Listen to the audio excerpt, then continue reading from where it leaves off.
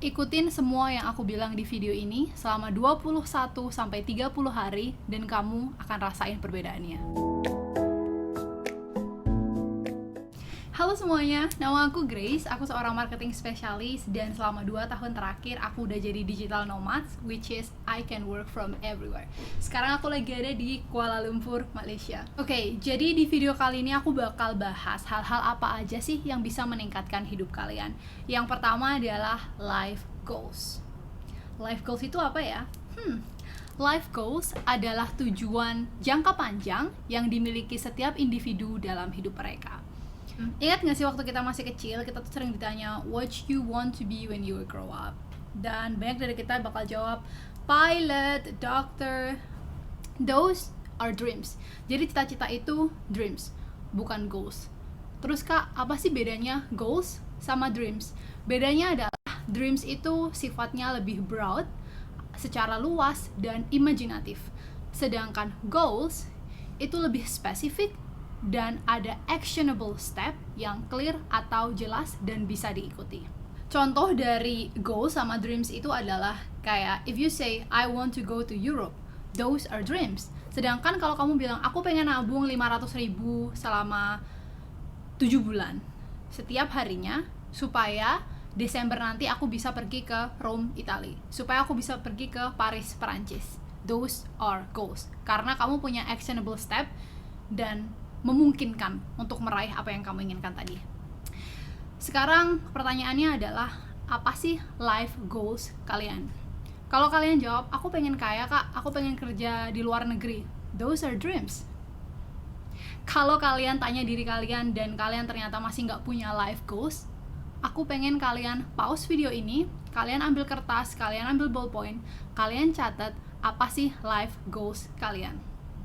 Kuncinya kalian tulis seolah-olah kalian udah punya itu semua. Jadi let's say kamu pengen punya mobil, kamu tulisnya bukan I wanna have a car. No, kamu bukan tulisnya aku pengen punya mobil. Kamu nggak nulis kayak gitu. Kamu tulis aku punya mobil. Dan harus as specific as possible.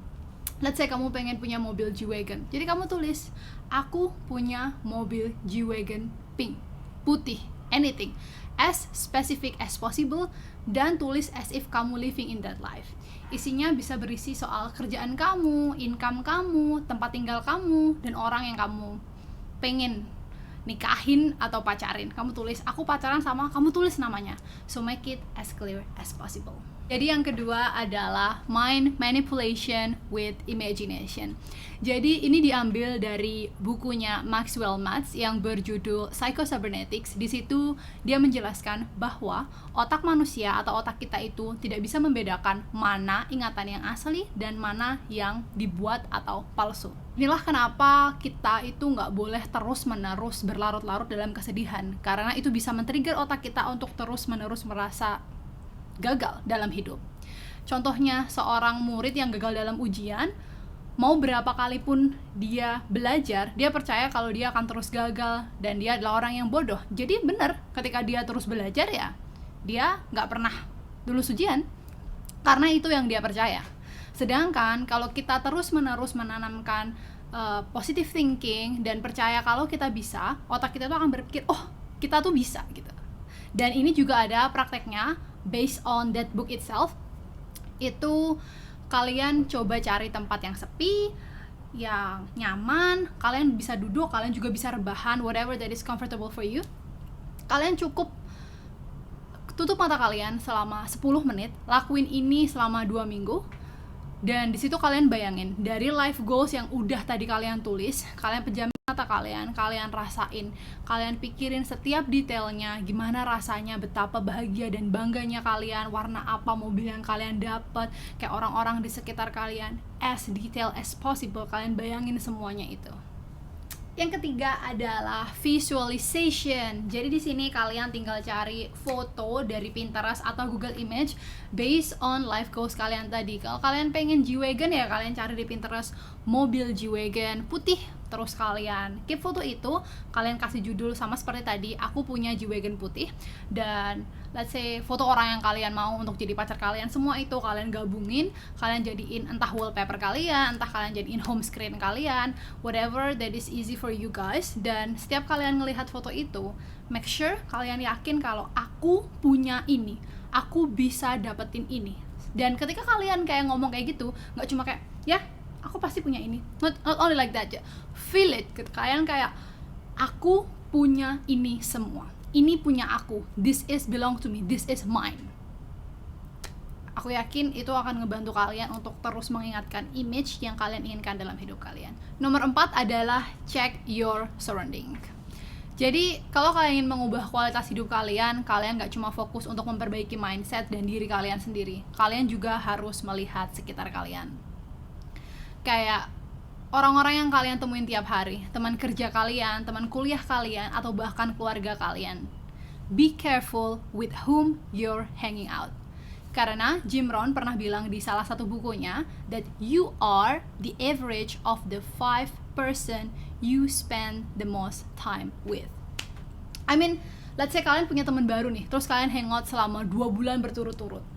Kasih tahu ke aku deh, apakah kalian nggak the same person? Seberapa mirip lelucon kalian? Bahkan ada nggak sih yang kayak ketawa terus pas ngambil nafasnya tuh bareng gitu loh, saking miripnya kalian. So really be careful with whom you're hanging out. Kayak kalau kalian ingin mengimprove hidup kalian dan orang-orang di sekitar kalian nggak support, dan kamu ngerasa kayak oh my god, dia bilang gak usah deh gitu-gitu, gak usah deh ikut mindset, gak usah deh nonton YouTube yang kayak gini kayak gitu, gak usah deh berubah-berubah. Orang yang takut akan perubahan, orang yang takut akan kemajuan yang kamu punya, orang yang ngerasa takut kehilangan diri kamu saat ini karena kamu one step closer to your goals, ask yourself, is that really your friend? If it was me, then I will just leave them, cut them off, no matter how close you were with them. Karena dulu aku juga ngerasa kayak nggak enakan ya jadi orang, jadi kayak ya tapi mereka teman aku, tapi mereka tuh baik sama aku. Tapi ask yourself, apakah dengan terus menerus nongkrong sama orang ini akan membawa kamu lebih dekat dengan G-Wagon putih tadi? If no, then why would you stay? Apa kalian mau bersenang-senang di 5 tahun pertama dan sengsara di sisa hidup kalian? Atau kalian mau nih nge-improve diri kalian di 5 tahun pertama, dan setelah itu, for the rest of your life, happy, yeah! So think about it. Dan yang kelima adalah daily affirmation. Jadi daily affirmation atau afirmasi itu penting banget. Of course, waktu denger kayak, skeptical. Same goes for me. Tapi kayak itu sebenarnya penting banget untuk meningkatkan cara berpikir positif kita, mengurangi stres, terus ngebuat kita merasa lebih dekat dengan goals kita. Caranya kalian bisa pilih antara morning affirmation atau night affirmation. Kalau aku sendiri lebih suka morning affirmation. Jadi saat kalian bangun tidur, jangan langsung scroll IG, jangan langsung scroll TikTok, stop. Take some time, take a deep breath. Kalian nafas dulu, kalian buka YouTube, kalian cari itu afirmasi depending on what you guys looking for. Money, cari afirmasi buat uang. Self-acceptance, love, whatever you need. Kalau aku cari self-acceptance, terus kalian play itu selama berapa durasinya, kalian ikutin kata mereka. Kayak if they say, I am pretty, say I am pretty, I am brave, I'm resilient, all of this, feel it. Dan lakuin itu selama 21 hari sampai 30 hari, you will feel the difference. Dan yang keenam adalah believe it and start act. Seperti yang aku bilang tadi, kalau aku awalnya juga ngerasa skeptical soal afirmasi, tapi setelah aku lakuin sendiri, efeknya bener-bener kayak oh my god. Tapi gak cuma afirmasi aja ya yang ngebantu, gak cuma berimajinasi terus berharap semua goals kalian tiba-tiba mobil G-Wagon putih wow jatuh dari langit. It's not work like that. Jadi percaya sama diri kalian kalau kalian bisa, believe it. Setelah itu kalian lakuin, you start act. Kayak kamu bilang, aku percaya kalau aku jago gambar, oke, tapi kamu gak pernah pegang pensil, tapi kamu gak pernah gambar, kamu gak pernah tunjukin ke diri kamu gak pernah tunjukin ke orang lain, then how? How do you know that you're actually good at drawing? It's just as simple as that. Jadi kayak if I was thinking like back then, 2 tahun yang lalu, waktu aku di Jogja, kalau aku takut untuk act, kalau aku ngerasa kayak, oh my god, okay, I'm really good at making money, but it's okay, I don't wanna try, I don't wanna take a risk, kayak aku masih takut. Kalau terus-terusan ngerasa takut dan gak pernah act, aku bakal stay di Jogja dengan gaji di bawah UMR, dan aku bakal takut untuk ngambil kesempatan supaya aku bisa diterima kerja di Bali. Aku takut untuk berada di posisi aku saat ini. That is just doesn't make any sense. You know, the first step is always the hardest. Tapi setelah itu, your body will lead you into the goals you are looking for. Jadi orang yang luar biasa itu bukan mereka yang gak punya rasa takut, tapi mereka yang takut tapi masih mau melakukannya. It's you. Fucking do it. Yang ketujuh adalah grateful. Bersyukur. Dalam agama aku juga, aku selalu diajarkan kalau semua yang aku miliki ini adalah titipan. Walaupun semuanya ini aku dapetin kayak, wow, I got this. Ini adalah titipan. Dan aku selalu bersyukur. Aku selalu bersyukur diberi semua yang aku punya saat ini. Kalian bangun pagi, kalian lihat di kaca, kalian lihat wajah kalian, jangan langsung kayak, ih jelek banget ini itu.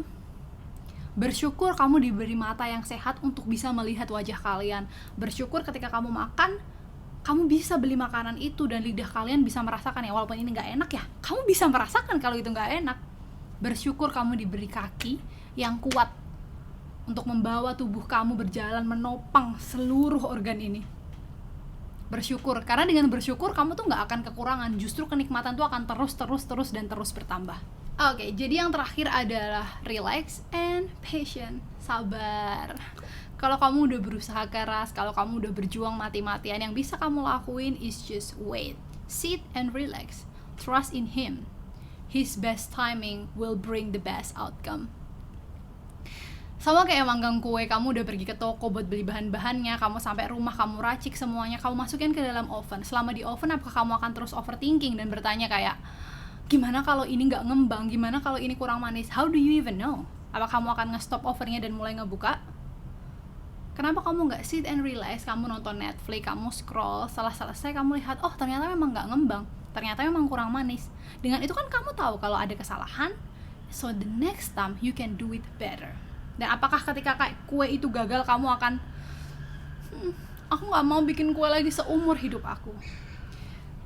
Mana yang bikin kamu lebih nyesel? Gak pernah mencoba untuk bikin kue, atau bikin kue tapi kurang enak sedikit? Ini juga ngingetin aku dari bukunya Robin Sharma berjudul The 5 AM Club. Dia bilang kalau the regret of things we didn't do is far greater than the regret of things we did. Jadi, what you guys looking for? Apakah kalian akan terus-menerus nggak ngelakuin apapun? You know what? Nothing change if nothing change. Kalau kalian nggak mau berusaha, kalian okay, videonya keren tapi nggak mau aku ikutin, ya. Tapi kalau kalian take the first step, just do all of these small things. 21 days, you will lose nothing, and then you will see that your life becoming way better. Segitu aja di video kali ini. Kalau kalian ngerasa punya masalah dan kalian nggak tahu gimana caranya nyelesainnya, atau kalian nggak nemu jawabannya, kalian tulis aja di kolom komentar dan aku bakal bahas di video selanjutnya. Entah itu soal relationship, anxiety, males, kerjaan, apapun, aku akan coba bantu. Cheers, have a good one.